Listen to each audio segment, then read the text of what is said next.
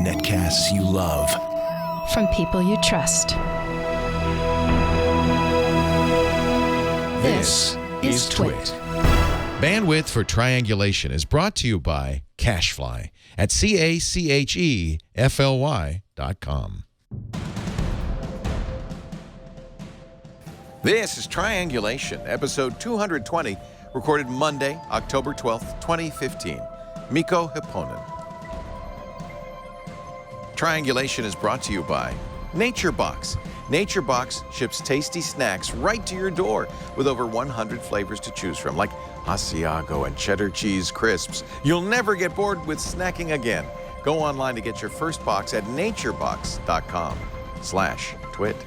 And by Blue Apron. Blue Apron will send you all the ingredients to cook fresh, delicious meals with simple step-by-step instructions right to your door. See what's on the menu this week and get your first 2 meals free by going to blueapron.com/twit. That's blueapron.com/twit. And by PillPack, a full-service pharmacy that combines personalized service, convenient packaging, and modern technology to make your life easier. Visit pillpack.com/twit to save $20 on vitamins and OTCs when you transfer your prescriptions. It's time for Triangulation, the show where we talk to some of the most interesting people in technology. We get to sit down with them for an hour and get your questions from the chat room. And I always look forward to this, especially today, because I've actually, from a distance, been a fan of Mikko Hyppönen for, it's more than like 25 years. You may know his name. He's a computer security expert, a columnist, and chief research officer for F-Secure. Mikko, thank you so much for joining us today on Triangulation. Thank you, Leo. It's great to see you. You know, and the reason I've known you for so long, or known of you for so long, is we were doing a radio show, I think in 1991 or 92, John C. Dvorak and I, and the Melissa, or Melissa virus was spreading. This was a virus that was spread by floppy disk and email. Actually, it was the first virus to be spread by email, and so it was spreading. That's one of the first email worms ever, yeah. Yeah, spreading like a wildfire. And we helped people by sending them free copies of F-Disk. It was a DOS-based antivirus, one of the first. That's right. That's right. Long time ago. And still one of the best out there. So welcome. Thank you. Thank you. And thank you for 25 years fighting the good fight against malware. Actually, I'll be here at F-Secure 25 years in June next year, because I joined in 1991. So yeah, very soon, quarter of a century at the same place. So we've seen a lot of changes in that time. I mean, even Melissa was a huge kind of wake-up call because it spread so fast. Up to then, virus has been spread on floppy disks. That's right. Of all things. What got you into security? Well, I was originally just a coder. When I joined this company, they didn't actually originally hire me to be researching viruses or doing reverse engineering or hunting hackers. I joined as a database developer doing just coding. But the company started expanding into new fields, including this brand new field of computer viruses. And I had a background of assembly, programming, and reverse engineering from my Commodore 64 days when I was 16 or 17. Nice. So when we needed to reverse engineer malware on MS-DOS-based systems, it was fairly natural to give the samples to me. And that's in 1991. 25 years later, I'm still doing it. So you would have to look at the malware, disassemble it, and figure out what it was doing. Sure. And in the early days, we had so little resources that we didn't, for example, have a spare computer to infect, because they were expensive. So what I would do is that I would take these early COM programs from MS-DOS era, and I would actually open it up in debug and print out the whole code and on paper, and have a stack of paper and a reference guide for the interrupt list of MS-DOS, and go through the code on pen and paper and reverse engineer it manually, which nowadays thinking is just stupid, but that's the way we. You know what? I've done that. It's fun, isn't it? It's like detective work. It is, but it's changed quite a bit. I mean, when our guys today here in our labs, when they look at complicated 64-bit, Windows drivers, part of some rootkit for a modern modern exploit kit or something like that. It's a quite different ball game. And it's basically the same thing we were doing 25 years ago, but the level of complexity has gone through the roof. Actually, I have to correct myself because I'm thinking now, the virus that we were fighting in '91 on Dvorak on computers was Michelangelo. There we go. That makes more sense because Melissa is probably, because if it's over email, so it's got to be 98, 99, Much later. like that. Yeah, much later. Yeah. No, Michelangelo, that did spread from a floppy disk, from the boot sector on a floppy disk. Mm-hmm. And we were sending out, I remember I was making floppies with F-disk and sending them out to fans. There you go, look at it. You've kept those. Is that a library of viruses? Yep. We probably have Michelat's Stoned. Or something like. Remember that one? Yep. Mm-hmm. We probably have Michelangelo somewhere in here. Hey, could it be? Here we go. Michelangelo. Look at that. So, not even on a diskette, on a floppy. Wow. On a floppy, yeah. The only one missing from this early collection is the first one, which is Brain.A. Of course, we Brain. Yeah. We used to have that as well, but I don't have it anymore because I took a trip to Pakistan to the original authors of Brain.A, and I left my copy of Brain to them. No kidding. They had lost it? I don't know. Actually, I think they had maybe original copies. Did you autograph it, Mikko? When the first PC virus turned 25 years old, we had a discussion about, like, should we do something about that? And I had this stupid idea of going and trying to find the guys who did it 25 years ago. And I actually went back to where it came from, which was the city of Lahore in northern Pakistan. And I found the guys, and we had a nice chat about it. And I did leave my copy of Brain.A with them. No kidding. So, okay, this is mind-boggling. So it's 25 years later. Presumably, they've grown up. They're no longer malware authors, right? Obviously not. They never wrote any other malware except Brain.A, which turned out to be the very first PC malware ever. Now, be careful. We did have malware before PC malware. For example, Apple II malware existed like a year or two earlier.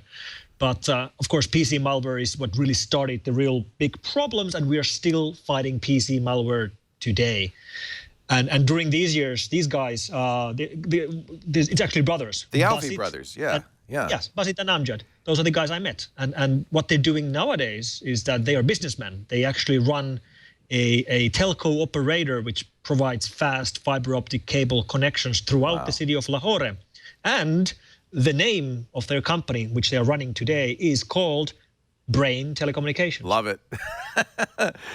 Love it. That was 1986. Yeah, so... Mm-hmm. So the PC came out in 1981. The Mac came out in 1984. Apple IIs have been out since the late 70s. So, and of course, the first virus anybody knew about was the Morris worm, which goes back even farther. No, actually, Morris was the first internet worm. That's 1988, so 2 years after Brain. So Brain predated it.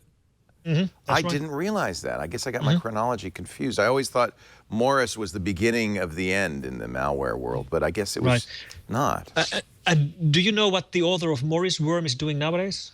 No, I know his father was a very famous computer scientist. Is he still a computer scientist? He actually is one of the guys behind Y Combinator. No. Works with Paul Graham. Mm-hmm. Holy cow.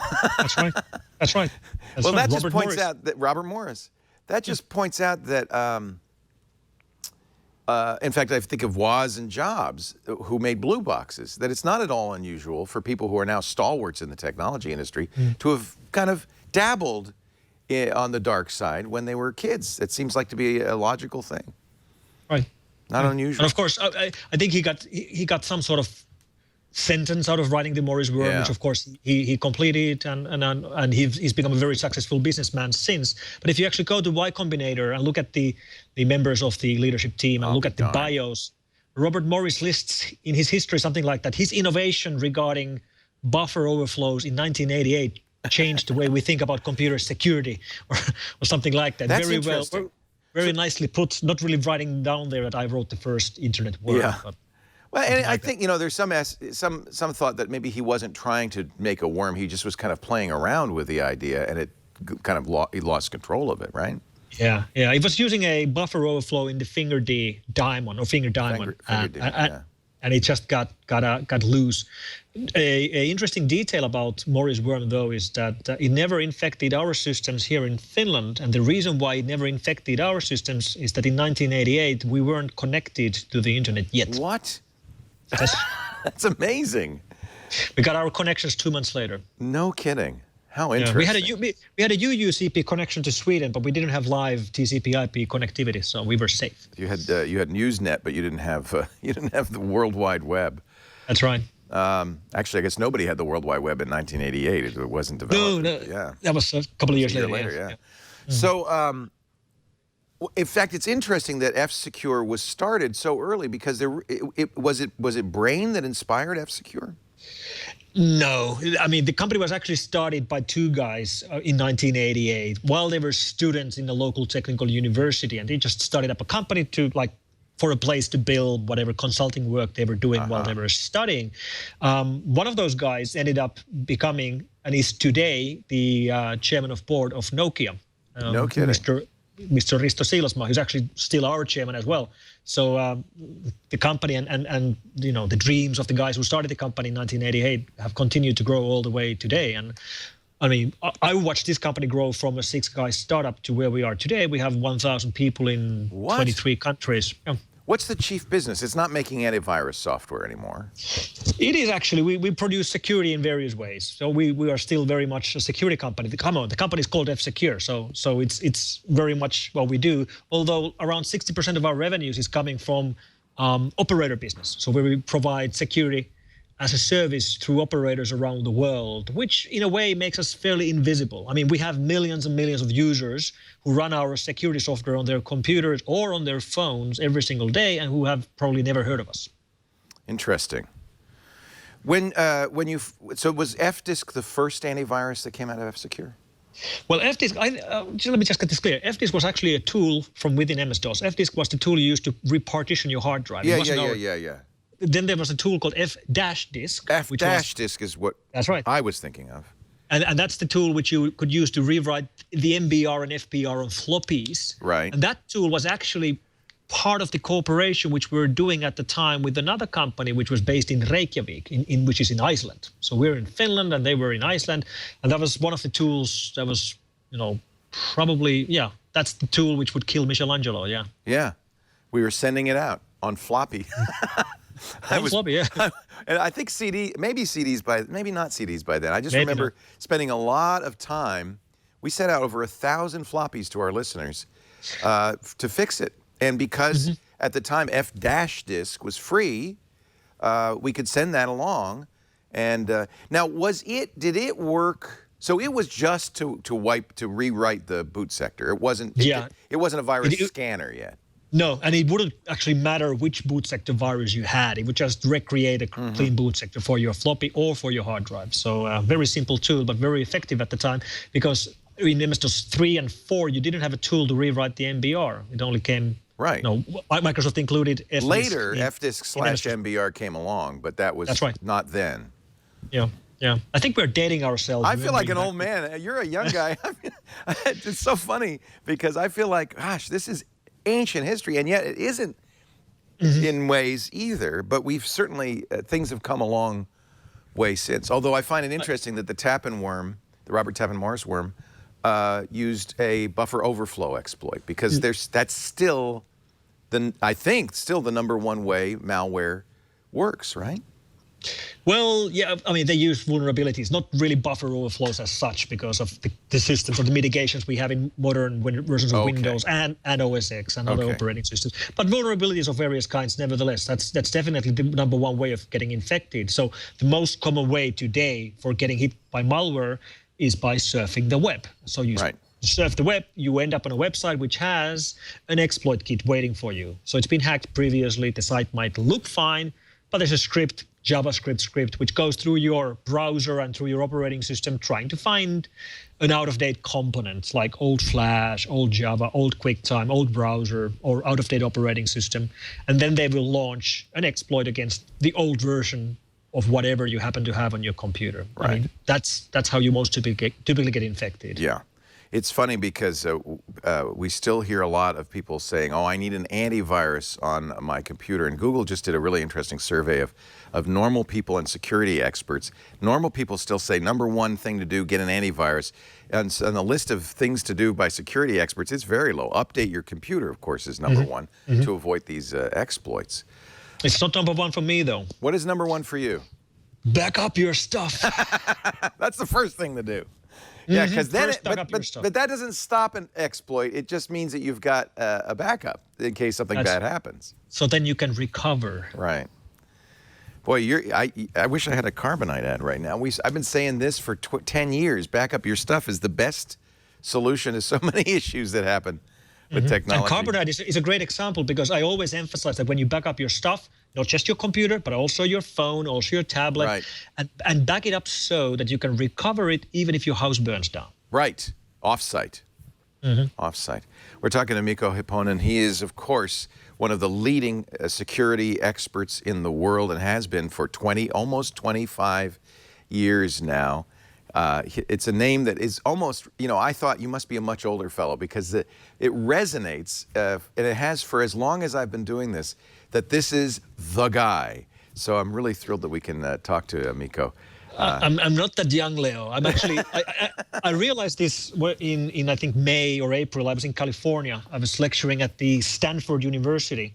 And in Stanford, they have this building called Gates Building, which is built by the money donated by Bill Gates. And in the lobby of the building, they have this flag on the wall to commemorate the birth of the internet, or the birth of ARPANET and the TCP/IP protocols and the Stanford professors who were working on it.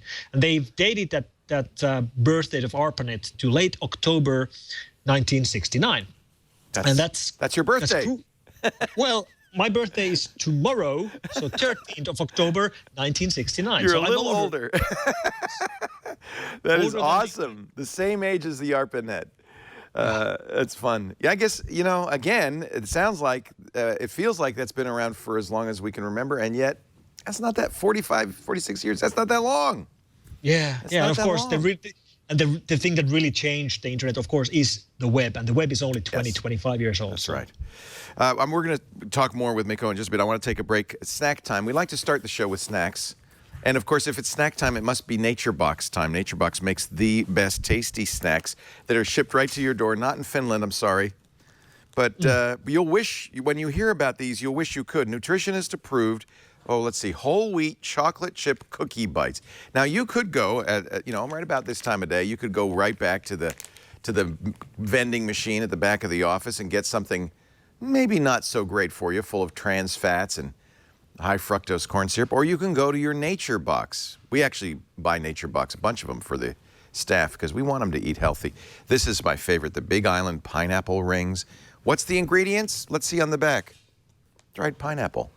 No sulfites, no artificial flavors, no artificial colors, no high fructose corn syrup, no trans fats ever in anything from Nature Box.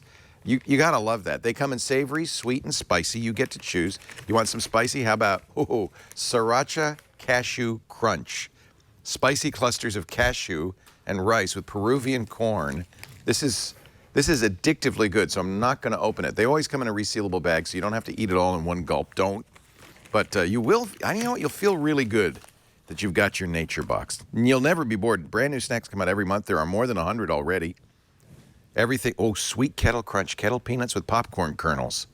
You're making me hungry. I told you, Mikko, you'd want this. This is so awesome. And they come every month. You pick what's in your box. You're going to love it. Your kids are going to love it. And there's a smart snack guarantee. So you could take a chance. Because, for instance, when I first saw Sriracha Cashew Crunch, I thought, I don't know. Take a chance, because if you say, I didn't really like it, they'll replace it next box. I have to say, though, I'm glad I ordered these because, like I said, addictive, really, really good. Go online, get your first box right now. Naturebox.com/twit. Nature, nature, B-O-X, box.com/twit. Unbox a world of taste and possibility. And remember, the smart snack guarantee takes the risks out of snacking. One wouldn't want risky snacking.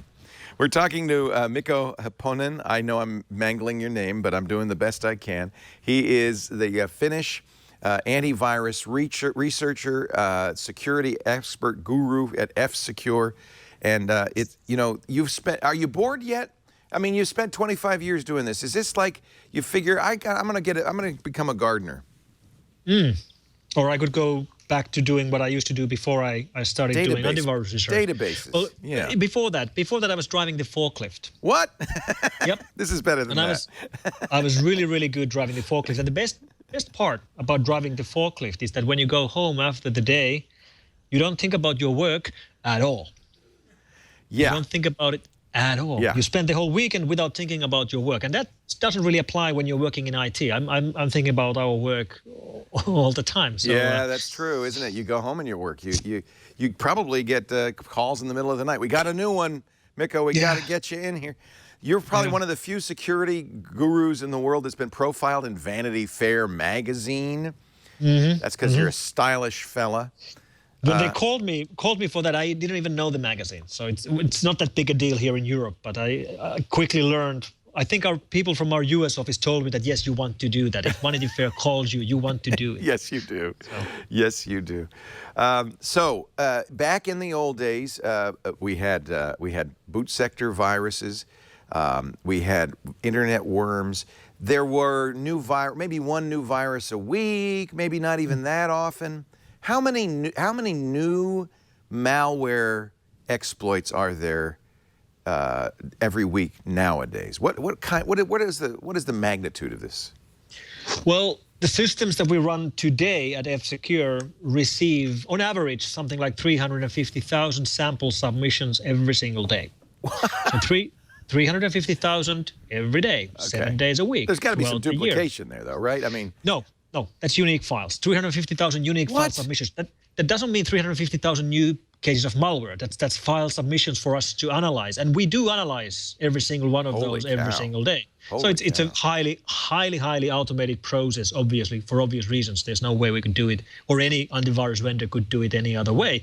The amount of new detections that we build every day based on those samples is typically around 10,000. So if you want a number of like how many new cases of malware every day, around 10,000, 20 on a bad day.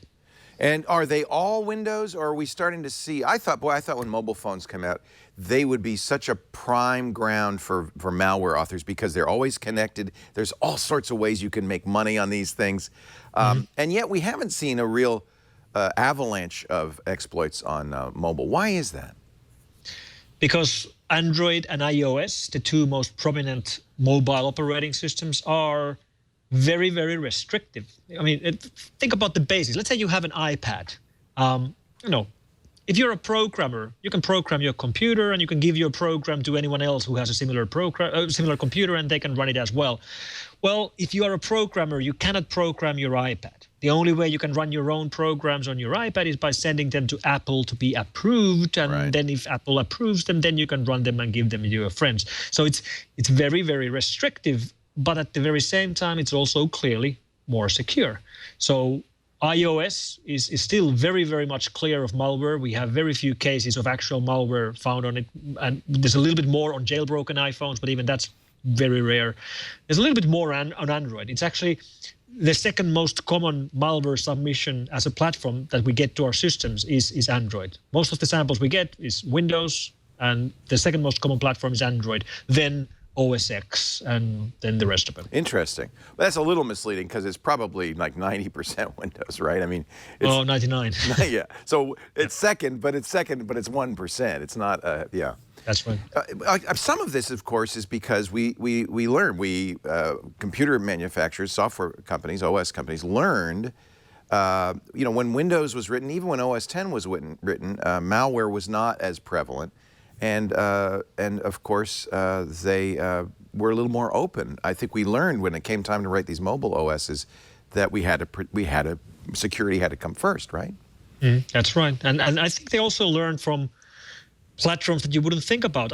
When you think about the model of iOS or Android, it's not that far from the model of PlayStation or Xbox. You can't program your PlayStation or your Xbox either. They're yet closed. they are very They're closed, but they're very useful. And we all know that. I mean, you still get a great experience. You just can't do everything you want on those systems, but you can do the things you want to do in most cases.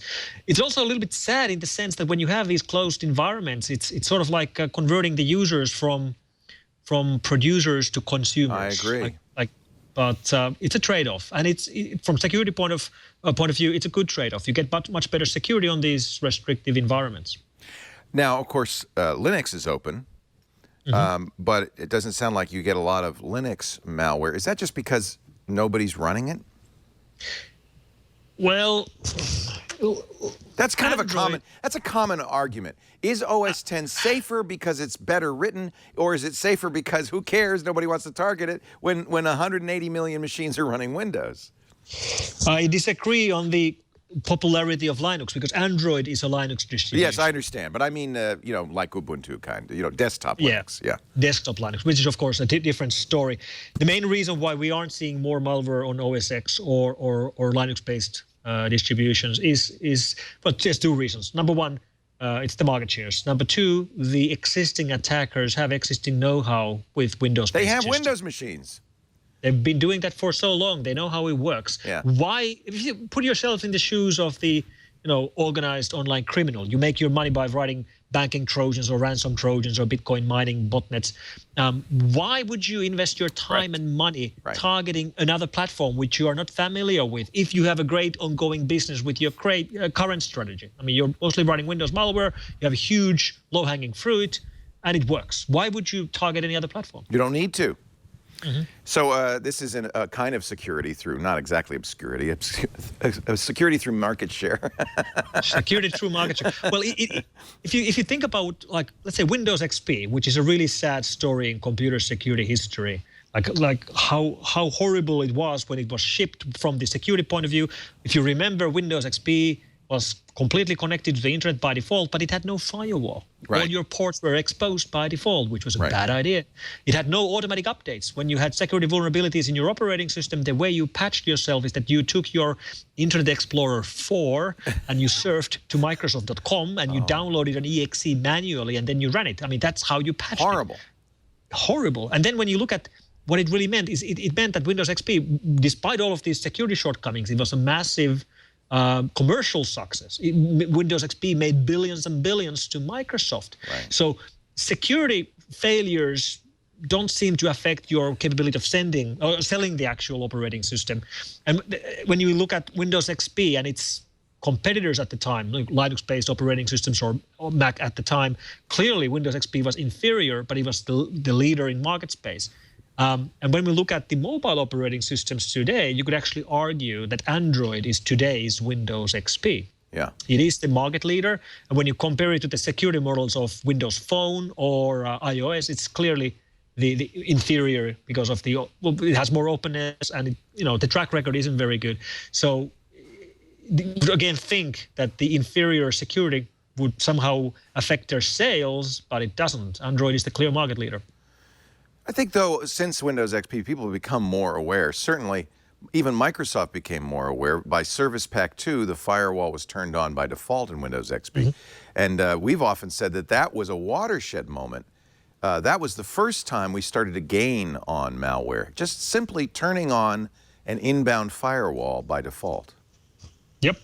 So it is really a watershed moment. I mean, Microsoft had no other choice than to start really putting security first. That was in 2003. We had Blaster and Slammer and Sassa worms, all of these things going around the net, which was now very common. Everybody was online, but you had all these Windows XP machines with no firewall, and they were just searching for open ports, like RPC port or LSASS port, and they would just infect your system while you were sleeping. If over the internet, no action on your part, just sitting there. Which means Microsoft really had to do something because of these massive problems. Like the customers were screaming, and what they did is that they totally turned around. They started implementing trustworthy computing. They implemented SP2 with built-in firewalls, with built-in automatic updates. Windows updates were created because of these problems. And today, if you take, let's say, 64-bit Windows 10 and look at the security models built in and all the mitigations built in, it's very, very good. I mean, Microsoft is like a poster boy on how to turn yourself around in security in the way of like improving your security. They've done some interesting things. If you upgrade for free to Windows 10 for 7 or 8, you're required to take the updates, which is, of course, good internet health, good public policy. So good. I think this is a question a lot of people would like to know, especially people who are trying to decide, they're on the fence whether I should upgrade to Windows 10. Is Windows 10 more secure than Windows 8 and Windows 7? Windows 10 is more secure. From a security point of view, it's a no-brainer. You should do it. However, from privacy point of view, it might not be a no-brainer. Well, we know about that. Yeah. And that's something you cover too, privacy as well as security, right? Well, I do think those are the two most important problems for us to solve. The problem of security and the problem of privacy. And they are different problems, and there are no easy solutions for either one of them. Yeah, the motto for F-Secure is switch on freedom. And that sounds to me like maybe you think that governments are perhaps invading our privacy a little bit as well. Who's a bigger threat, private industry or government, when it comes to privacy? Well, the most common threat for the everyday user is our privacy getting eroded by companies. Companies that we all love, companies like Google and Facebook and Twitter and LinkedIn, all these services that are making billions in profit by, turning us into profiles and selling us to advertisers, which is the business model for all these large companies. So the most common privacy violations we run into are actually done by companies. But then we have a totally different problem, which is governmental surveillance. And that's, something which affects everybody when we think about the kind of surveillance where people's data is being collected just for future purposes. We are the first generation whose communication can be collected and stored from the technical point of view basically forever. And this could be something which affects perfectly normal people whose data could be collected and saved just for the purpose that those people might turn out to be someone important or someone interesting 10 years from now or 20 years from now. And that's a really scary thought. And this has never before in mankind's history been possible. Now it is for the first time possible. Yeah, it seems like, of course, everybody has the right to privacy. And I know especially in Europe, the EU is very concerned about this and seems to be implementing much stronger privacy protections for European citizens than here in the States. But it does seem to me that somebody like Google selling your information to advertisers is a much less of a threat than a government that has tanks and missiles collecting information on you. A government can harm you in so many more ways than an advertiser.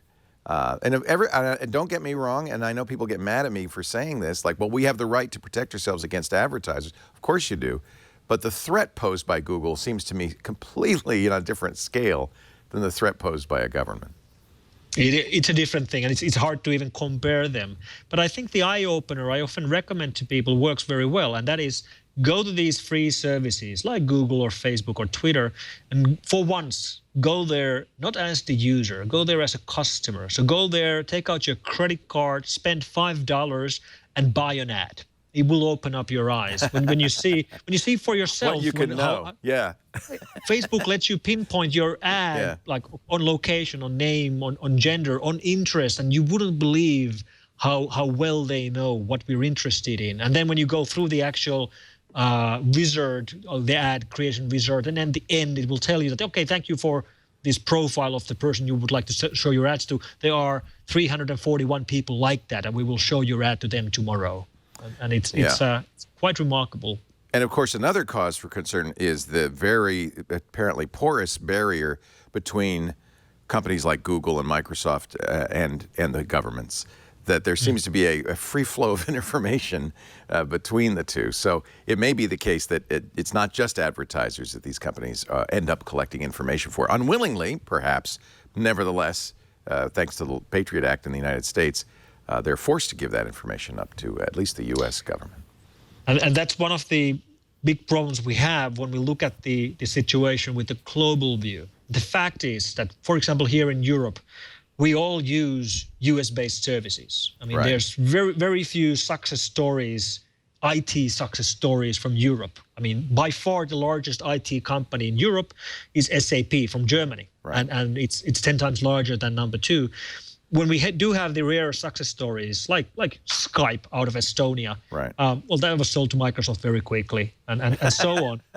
And the problem is, when you look at the U.S. laws, you do actually have privacy regulations, but they give no privacy rights to foreigners like me. Right. And almost all of the rest of the world uses U.S. services, and only 95% of the planet, 95% of the planet are foreigners. So you give no rights to us, the 95% of the planet, yet we keep using your services because there's very little competition. And it's a little bit surprising to me that Europe has been unable to really build success stories on the web, considering that the web was, after all, invented here in Europe. Well, that may be changing because, as you know, the European Court of Justice has just recently ruled that U.S. Companies have to adhere to European privacy laws, which is causing a few people in the United States to freak out because, of course, that's a very, very different matter than adhering only to the United States privacy laws. I think that decision will make especially a lot of lawyers really happy. Yeah. That's basically what it's going to do. It's going to be a mess. This is so great. I wish we had 5 hours to talk to you. We're talking to Mikko Hyppönen. He is the Chief Research Officer for one of the premier security companies in the world for 25 years, F-Secure. And when you read F-Secure's mission statement, I think you'll understand kind of what this is all about. In the digital world, they write, it seems like everyone wants a piece of you. Hackers, internet trackers, online spies. We believe you should have the freedom to live your digital life without worry. I love this because it's really gone beyond just we want to lock your computer down so the bad guys don't get in. It's our passion for freedom that pushes us to create better products and services to enable and empower you. I really like that mission statement. And I've been a fan of F-Secure since, as I said, 1991. But I'm even more of a fan now because I think you're fighting. This is a very important fight. We're going to take a break. When we come back, I want to ask you we've mentioned big internet companies. We've mentioned governments. But who's making all this malware? and what are they up to? And this is kind of changes all the time, what they're trying to do on your machine. And it's gone a long way from, just painting a picture on your screen and saying, ha ha, we got you. What are they up to? We'll talk about that next when we continue with Mikko Hyppönen. Our show today brought to you by Blue Apron. Our Blue Apron box came the other day. It made me so happy. I love my Blue Apron box. This is a really great service for people who like to cook or want to learn to cook, but like you and me are busy. And we get to the end of the day, and the last thing we want to do is go to the market. Europeans have it right because they market every day, always have fresh ingredients. They spend some time cooking. It's a social experience. Here in the States, we're so busy. We get home. That's why fast food is through the roof. That's why people are using their microwave ovens like crazy. Blue Apron wants to take us back to a day where you would have lovely, fresh ingredients. You don't have to buy them. They come to your door, never frozen, always fresh in a refrigerated box. And then they come with these incredible recipes. And half an hour later, maybe 45 minutes if you're like me and a slow worker, you get an amazing meal for you, for your loved ones, for your family, for less than $10 a meal. Blue Apron. It's incredible. Try Southern-style burgers with green tomato chow chow and Old Bay oven fries. That's one meal. Mixed mushroom risotto with porcini broth, leek, and chives. What are you going to make there, tilapia? That looks fantastic. So every week, a different menu plan. You see there's a two-person plan and a family plan. The family plan has more kid-friendly ingredients. And, by the way, what a great thing to do this with your kids. Because I'll tell you, if there's one skill I wish my kids had, it's how to cook a meal for themselves. You can't go into life without knowing how to do this. Otherwise, you're going to be living at Denny's. That's no good. I want you to go to blueapron.com. You can try it right now. Get your first 2 meals free.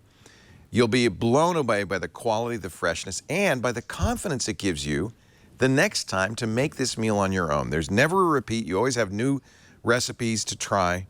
I've learned so many great techniques. They have videos on the website if you have questions. I've learned so much about cooking just by getting a Blue Apron box, and it's fun. Perfect for date night, for cooking with friends, or getting the whole family together for a meal where you all sit down and you talk to each other, and the kids love it that they helped cook it. BlueApron.com/twit. They have vegetarian menus as well. So, they can cater it to just exactly your dietary needs, but you're going to get wonderful stuff. Look, this is this week's Southern-style burgers with green tomato, chow-chow, and Old Bay. The seared chicken and autumn vegetables with apple cider mustard jus. One pot shrimp perlou. Now, I've never heard of perlou, but I bet you it's good, and it sure looks good.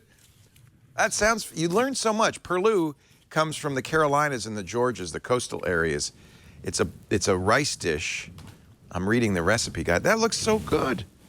Are you ready?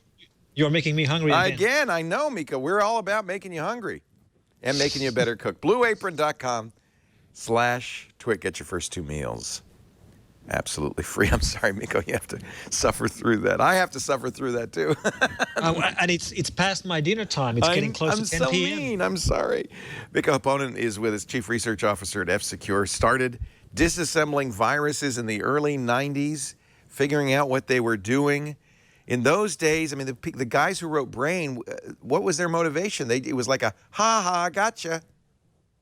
Actually, the 2 guys behind Brain, when I asked them this question, they explained to me that they had a programming background of mainframes, of Unix-based systems, and some large mainframe IBM systems, or AIX, I believe. And when they saw these new PC systems running PC-DOS and MS-DOS, they were horrified that they had no security model whatsoever. And they just wanted to prove that that's a big problem and there should be something done about it. And I guess they did prove that it's a problem by writing the brain worm or the brain virus, which then went around the world infecting computers in dozens of different countries. Is that still the kind of thing that when you find out who wrote malware, is that still, you mentioned, for instance, you can buy a kit now. There are quite a few kits actually out there, and how much does it cost? Let's say I'm a bad guy. First of all, what's my motivation? The vast majority of online criminals do their attacks to make money. Money is by far the biggest motivation. It's not the only one. Of course, we have, hacktivist gangs who want to protest. Yeah, exactly. Or we have the governmental actors, and now we are more worried about extremists, especially Islamic State, because they do have some skills as well. Interesting. But by far, the largest attacker group are online criminals who are trying to make money one way or another. And one of the most common ways, like we discussed, is by using exploit kits. And they aren't expensive at all. I mean, you could pay maybe a Bitcoin and a half, so $200, $300, $400 for a kit, which gets you started. Then you just have to hack a website and drop it there and wait for new victims to come in. How many exploits are in that kit? It could be dozens of different exploits. Most of those are getting old, though, so they don't really come shipped with brand new zero-day exploits because those are very valuable. But it doesn't really matter because there are so many out-of-date computers online surfing the web that you will get plenty of victims just by having a basic exploit kit running on a site if the site just has lots of visitors. And this is how we get infected now. It's a moving target. It used to be a boot disk, then it was email. In an attachment, for years I said don't open attachments. Still, attachments are still a problem, right? Especially with spear phishing. That's number 2. That's number 2. That's how we think Sony Pictures Entertainment got hacked, with targeted emails to Sony employees. But now you go to a website, it's in PHP. This has happened to us. It's Drupal. They've got a module on there that's a known flaw. You use the flaw, you get access to the drive, and you put an exploit kit on there. People are still going to the site because the site isn't a malicious site. It's a normal site, like our site. This happened about 4 years ago. So it actually happened to you guys? I didn't know this. About 4 years ago, yeah. We had an open directory. Somebody put, not a whole kit, it was a very simple PHP exploit on there. And the good news is Google flagged us almost immediately. Okay. How did that happen? Well, Google indexes the sites over and over again to search for, or to create new content to search for. And especially for a site like yours, which keeps on changing every day because you have new content every day, they might come over every 15 minutes. And they, when they look at your content, if they find references to sites that they know are used for malware distribution, they know that you've been hacked with an exploit kit, and they will automatically stop all traffic through the Google search engine to your site or through the Chrome browser to your site. Right, and we've all seen that. This site has malware. Enter at your own risk. And of course, as soon as we saw that and we heard reports and we saw that on our site, we immediately did a security. This is not an easy thing to do. Just security assay to figure out what the flaw was. We found the flaw right away. We fixed the module. We removed the flaw. We immediately notified all of our users. The good news, it was, as you said, a very old exploit that very few people would be vulnerable to. You'd have to have a very old version of Java, I think it was. And that's not unusual. These exploit kits aren't, as you say, the best zero-day stuff. They're old stuff, but it works with enough people. But okay, so it works. What happens? I go to this site. I don't know anything about computers. I have a Windows XP machine, hasn't been patched in years. I go, let me go surf to this site, and I don't have a virus warning because I'm using Internet Explorer 6, and I get infected. Now what? Then it depends. Then they will drop what they call a payload, and the payload will try to make money one way or another. They have to make money because they just paid money for the exploit kit, and they have to get the money back. So it might be dropping a keylogger which starts collecting whatever you type on the keyboard. So they get your passwords, they get your PayPal and eBay password, they get your credit card information the next time you buy something online. Or they might drop a banking Trojan, which will sit on your computer until you go to do online banking, and then it will, on the fly, change the account numbers. You will be sending your money to the wrong place. Or it might be one of these ransom Trojans, which have been a major headache over the last 2 years, which will go through your, not only your computer, but also through your network and encrypt all the files it can find, and then ask you to pay money to get your own files back. Like CryptoLocker. CryptoLocker and CryptoWall would be two very prominent examples of this. Yeah. How common is a keylogger? That seems like a lot of work for the bad guy. He's got to go back to the machines and collect the information and then use it against people. Is that a very common exploit? It actually is a very typical thing, but the keyloggers are actually throwing away almost everything they keylog, and very many of them only collect the credit card data. So they're waiting for you to type in the patterns of credit card data, the right amount of numbers. So that's the credit card date, the credit card number, credit card expiration date, credit card CVC code. They only look for that because that's easily turn into money. That's easily resellable in the online. In many of these cases, when they collect valuable information, they don't actually misuse it themselves. They go back to the same forums where they bought the exploit kit, and then they will sell that, okay, now I have 6,000 credit card numbers. Anybody willing to buy these?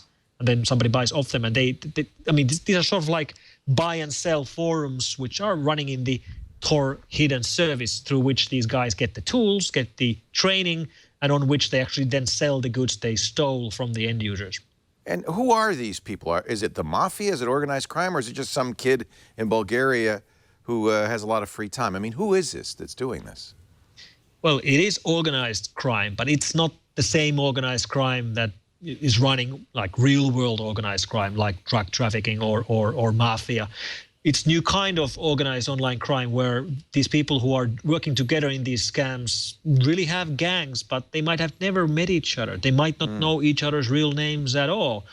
And many of them are coming from countries which are in one way or another sort of developing countries. So guys who have know-how, who have the skills, who have training, but who don't have a job. I often mention Eastern Europe because that's one of the areas where there are a lot of great technical schools, a lot of very skilled programmers who are underemployed.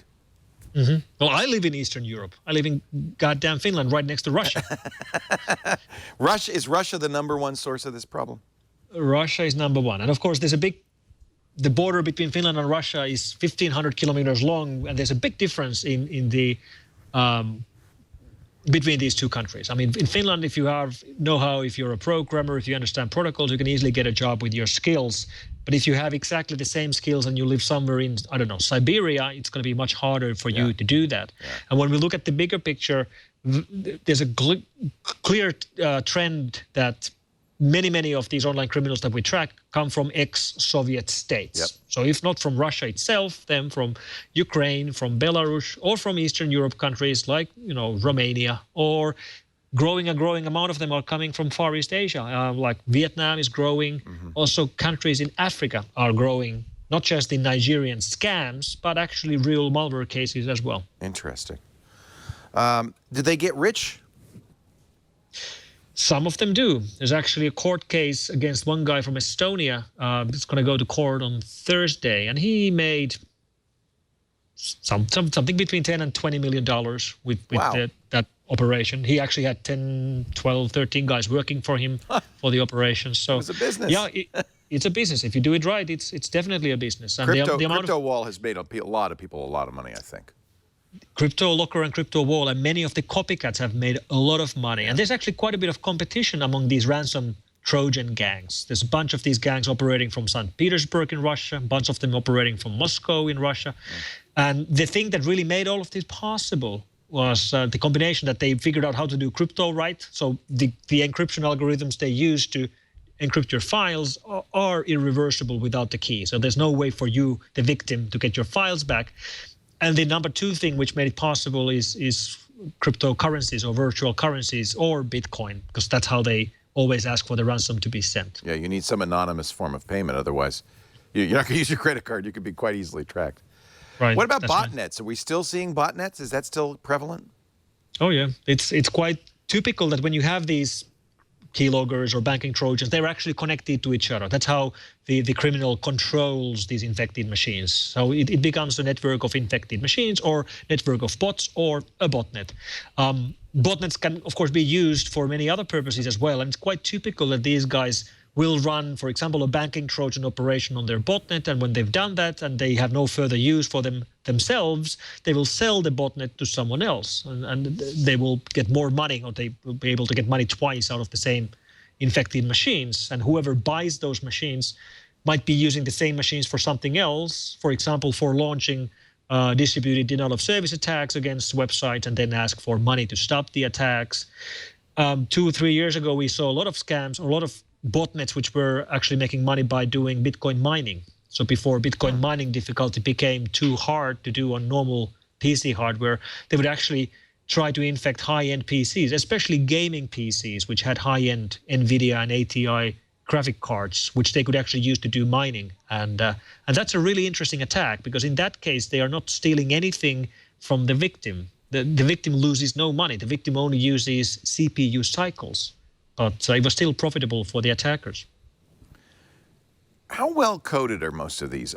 You know, I think it used to be with, in fact, one of the reasons the Morris worm got loose is because it wasn't that well written, and it exploded. How well written are modern day viruses? Are they pretty sophisticated? Most of them are crap. Okay. That was my sense of it, but I just was checking. That's exactly what it is. I mean, they're most hacks. of these really. But then there are the exceptions. And I guess the most glaring exceptions are the cases of governmental malware that we've been analyzing over the last 10 years. Flame. Some of that stuff, Flame is a great example. Stuxnet is another great example. Some of the members of the Duke family, out of which we believe is coming from Russian government, is a great example. The Duke worm, which is believed to be the work of Israel, is also a great example of something which obviously took a lot of money, a lot of manpower, a lot of cutting-edge research, and it just shows that when you change from looking at the code created by just criminal gangs coming out of Ukraine and compare to the level of difficulty of programs written by governmental attackers, it's like night and day. Yeah, some of these governmental worms, they're so obviously written by a state agency because they're so sophisticated, and they do so many. Flame did so many interesting things to cover its tracks. Mm-hmm. That's right. Flame was able to repurpose a Microsoft certificate, so the code shipped by Flame was actually, it looked like it was signed by Microsoft, when in fact it wasn't. And to do that is, almost impossible. But they did it anyway. What about China? What is the threat that China poses to the West? And are these hackers or the governmental agencies? It seems like the threats from China are growing, aren't they? Yep, China is definitely on our radar more and more in many ways. I mean, for example, most of the mobile malware that we see is actually a problem only within China. And one of the reasons for that is that the Great Firewall, on and off, over and over again, restricts access to places like Google Play or the Apple App Store, which means people who are running Android devices or iOS devices inside China are installing apps from other sources, side loading. So that's one of the reasons why we see lots of mobile malware problems in China. Very clever hack to modify Xcode, the development platform, so that it would work perfectly well, but just as a little added benefit, add to your code malware. There you go. And then you get on the App Store, and by the way, it leaked into some of the most popular apps in China, like WeChat. Which is really weird. You would think that developers of popular programs like that would get the programming environment from the right source, but as we learned, they didn't. They just got it from some random site within China. Maybe it was faster download or something, Right. but nevertheless, it happened. Then we have Chinese criminals just targeting victims all over the world, trying to make money with the same mechanisms as any other criminals. But especially the governmental action from China has been interesting to watch. In fact, the very first governmental malware case that we ever analyzed, we analyzed in this very lab where I'm sitting right now here in Helsinki. That happened in 2003, so 12 years ago. And that attack was clearly from the Chinese government, targeting defense contractors here in Europe. And the attack back then in 2003 was actually very, very similar to the kind of attacks we still see today in 2015. It was an email sent to key employees within the target company, which was spoofed. So the email looked like it was coming from a trusted sender, someone they knew and trust. And it contained an email body in the local language and an attachment, which was a document file. So it seemed trustworthy to click on. And when you actually clicked on the document, you got a document on your screen, which looked like a normal file, except it had already exploited your system with an exploit which was embedded in the document file. Wow. And the backdoor it dropped on your system was completely invisible, but it gave the outsiders, in this case the Chinese, full access to everything on your computer, plus access to everything you could access in your organization's local area network. One of the newer concerns, and actually some of the concern comes from the Snowden revelations about what the NSA has been up to for years, is hardware hacking, hardware malware. There's, of course, there's bad USB, but since almost everything we use these days in the West is made in China, should we be concerned about malware embedded in our hardware? Well, it's problematic. I mean, it's one of those nightmare scenarios that you wish wouldn't really happen, but we don't have very many cases where that could have actually been proven that they would have embedded hardware Trojans on purpose. And it's also interesting to think about that. Where are our CPUs coming from? I mean, you're right. Almost all the electronics being built in the world are being built in China, but the CPUs are still very much controlled by US companies, by Intel and AMD. And the level of complexity in the microcode of a typical CPU nowadays has gone through the roof already a decade ago. There's no way for any outsider to figure out what these chips are really doing behind the surface or beneath the surface. And it's interesting that Intel and AMD, while they have outsourced lots of their other manufacturing plants, all the chip fabrication plants are physically inside USA regarding CPU manufacturing. So, although Intel is building fabs in China, I understand. However, I think you make an excellent point. The complexity of hacking that is such a high bar that it's so much easier just to hack the firmware on a driver card or a hard drive card, or a router would be an excellent place to embed some malicious code, and not so hard to do, right? I want to take a break. When we come back, you mentioned zero-day exploits. I want to talk about the rise of zero-day exploits and whether there's even any reason to run an antivirus anymore in light of that. We're talking to Mikko Hyppönen. He is the Chief Research Officer of one of the premier security companies, one of the companies I've trusted for 25 years, F-Secure. They're doing great work to protect our digital privacy and to protect our security online. And we'll have more in just a little bit, but I want to tell you where I get my medication. There's a segue. PillPack, of course. PillPack is a brilliant idea, full-service pharmacy that combines, a real pharmacy with a real pharmacist on call 24/7, by the way, so you can get the answers to your questions. But then they deliver your medication in a unique and incredible way in a box. This solves a really big problem. Have you ever gone through the issue of, even with vitamins, did I take my morning pills? Did I take my evening pills?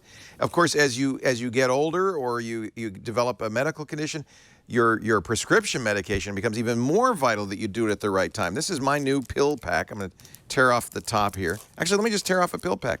Every day, it tells you what time, what day, tells you what date, exactly what's in your pill pack.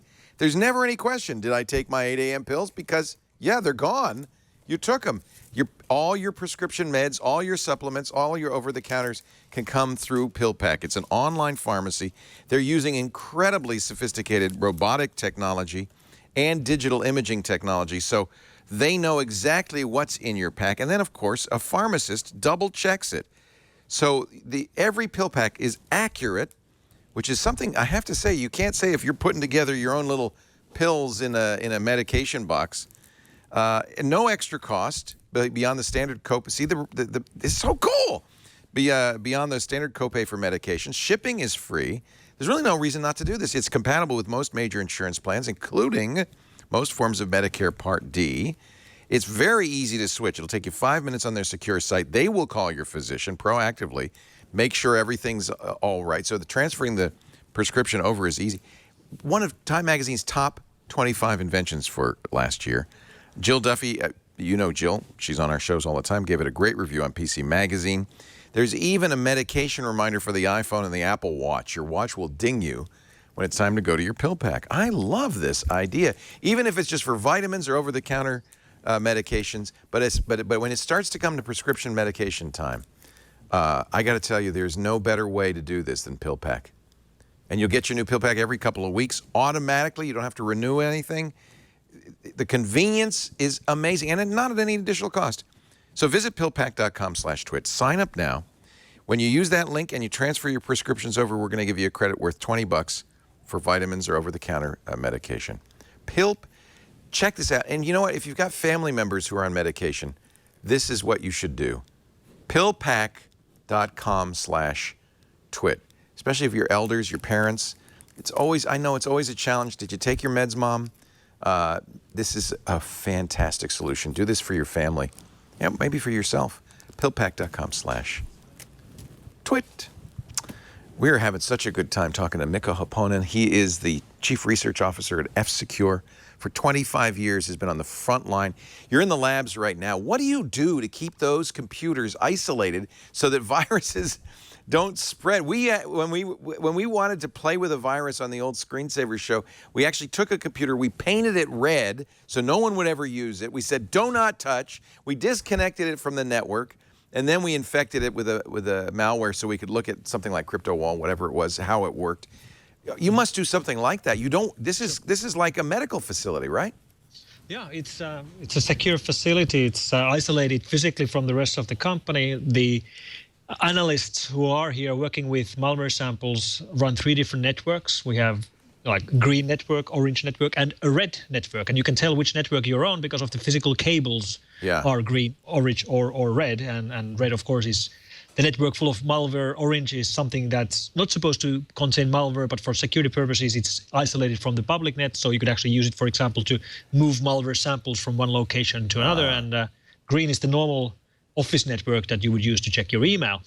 Then we also have Faraday cages, like completely isolated rooms where we can safely try wireless traffic or malicious traffic or mobile traffic without fearing that it would actually escape our facilities. And we actually have, we call these RF labs. And we have one RF lab here in Helsinki, one in our labs in Malaysia, in Kuala Lumpur. And the best use for these RF labs is that, well, once you're in there, of course, your phone won't work because you're in a Faraday cage. And we also have clear rules that once you're in there and the door is closed, no one else is allowed to open the door, because then if there's a test underway, malicious traffic might escape. So if you want to go and have a nap, the best place to have a nap is right there. Nobody's going to open the door. Nobody can ring you. So don't tell anybody, Leo. So this is all feels like it's exploding, and there's new exploits. As you mentioned, you've got 10,000 unique exploits every day that are showing up in your lab. You still create an antivirus program, right? Or an anti-malware program? Is that correct? Mm-hmm. That's correct. Does it use signatures? What do you use these days to be effective? I mean, you'd have to 10,000 new viruses every day. You'd have to be updating every 5 minutes. Well, it's based nowadays more and more on cloud solutions, which basically means that we have a light client running on the end user computer or on end user phone, which is trying to detect something which is known and trusted, or something which is unknown. And if it's unknown, it calculates a hash of the file and then queries our cloud whether it's okay to run this file or not okay to run this file, which means you don't have to be downloading signature updates every 5 minutes. The system can just query it from our end, which means most of the work is done on our end, so it won't slow down your computer or your phone. Now that Windows 10 comes with an antivirus, an anti-malware program, they've really locked things down. OS 10, same thing. In fact, in the new OS 10 El Capitan, they've actually got a kernel security module. It's breaking a lot of software, but it makes it even more secure. Do we even need to run antivirus software anymore? Yes, you still need it, but it's not going to be enough by itself. I mean, security has to be layered. You have several layers of defenses to really secure your systems. Antivirus is not going to fix everything, but it clearly helps because the majority of the problems you're running into aren't actually that complicated, and antivirus will help deal with the majority of the problems. You still need patching solutions. You need intrusion prevention systems or IDS systems. You need multiple levels of firewalls. But it really is a layered defense that you want to build if you want to be secure in your network. Well, given the prevalence of zero-day exploits, it seems like it would be very hard to keep up these things. But that was what Melissa really told us was, my God, if this spreads via email, a virus can be released in the wild and spread globally almost instantaneously. And it's even worse now. And zero-day exploits, there's no way you could fight a zero-day exploit, is there? There are generic exploit detection mechanisms which don't need any particular information about the exploit in itself. And they might be, for example, we have these built into our systems. They will be able to block whole classes of exploits without knowing any particulars. And we can actually run systems which will protect specific applications like extra protection for Adobe Reader, extra protection for Microsoft Word, trying to detect whether they get exploited. Got it. And there's plenty of things you could do. For example, if, let's say, Adobe Reader, the process of Adobe Reader writes a new file on the hard drive, and that file is an executable. Well, that really shouldn't be happening. There's no normal situation where Adobe Reader would create a new file, which is actually an exe file. And we will actually detect that and block that. And that's a very generic protection. We don't need to know how it got exploited. We don't need to know what it wrote on the hard drive. We just know that this is unusual. This shouldn't be happening. And it will automatically be blocked. Yeah. How about on mobile devices? Most mobile devices don't have antiviruses. All the antivirus software companies offer mobile protection. Do we really need it? I know I'm asking somebody who makes this software, so. Right. Yeah. Please buy our cheap antivirus today. But I trust you, Mikko. I know you're not going to steer me wrong. Yeah. Well, it's a little bit different on mobile platforms because on mobile systems, the antivirus is just another app. We have no special rights. We can't actually, clean other files out of infections, just like any other apps can't access other applications either. It's a much more restrictive environment. The most typical problems that you actually run into on mobile devices aren't security problems. The most typical problems are privacy problems, and there are very good fixes for privacy problems on mobile devices. In fact, our fastest growing product right now is our mobile hybrid VPN solutions, which is technically a VPN that you run on your iPad or on your Android device on your phone. But it means that all of your traffic, regardless of whether it's over the mobile phone or mobile communication or over Wi-Fi, gets encrypted on the device and rerouted through one of our data centers before it hits the real internet. And this gives you several benefits. We can remove tracking cookies or privacy violations, not just within your web traffic, but also within your app traffic. And everything gets encrypted. So if you're in Starbucks and somebody's running Wireshark in the same cafeteria, they won't see anything you're doing because everything is encrypted automatically by our VPN. Is this the Freedom project? That's the Freedom. And it's been growing very, very quickly. People really want some kind of a protection for their mobile devices, and this really gives it. And it's the easiest product to use I've ever seen. You have one button to turn it on and off. But something like stage fright, and now there's a new version of stage fright, there's not much you can do because you don't have access to the level. You can't modify the stage fright library on Android. So all best you could do is detect it, right?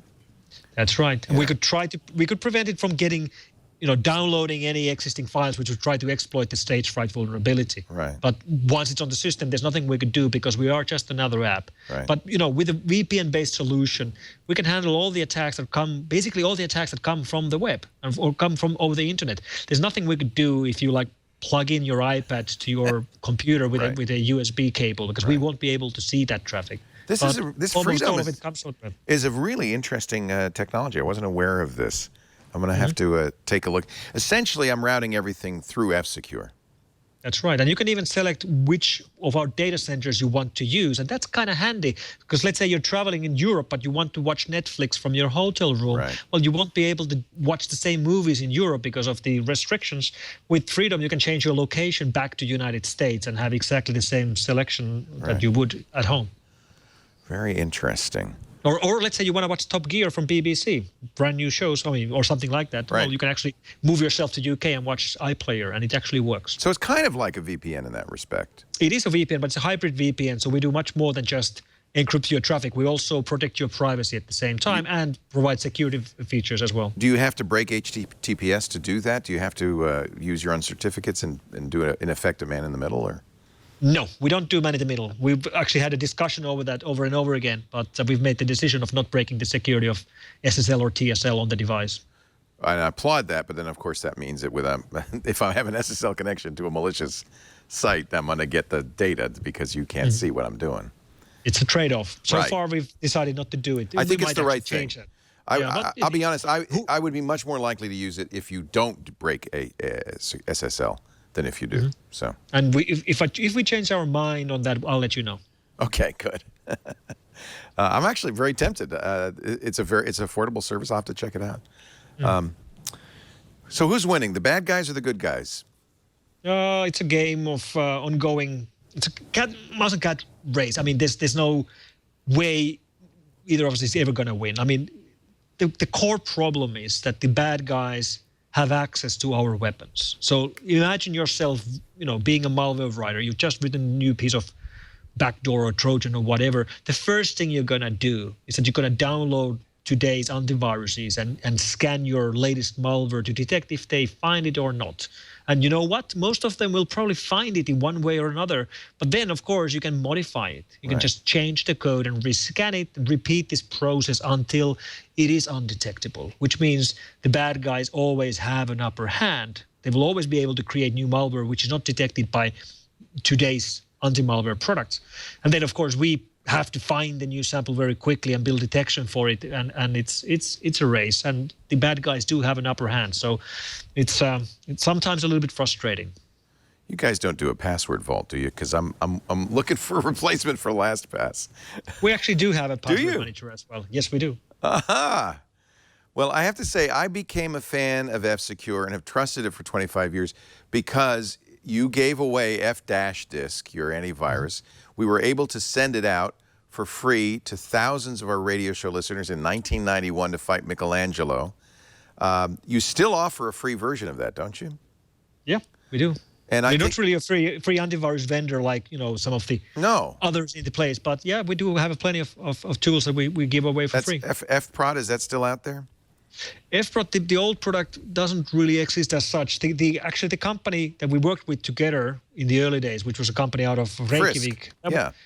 Frisk's company was sold to another company in Israel 2 years ago or something like that. So something along those lines. But I certainly trust F-Secure.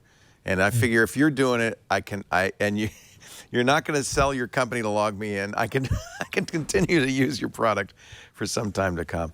Mikko, it's been great to be here. And one of the things that have always been very important to us is that we try to sell our products the old-fashioned way. Like you pay for our product with money instead of paying with your privacy. I like it.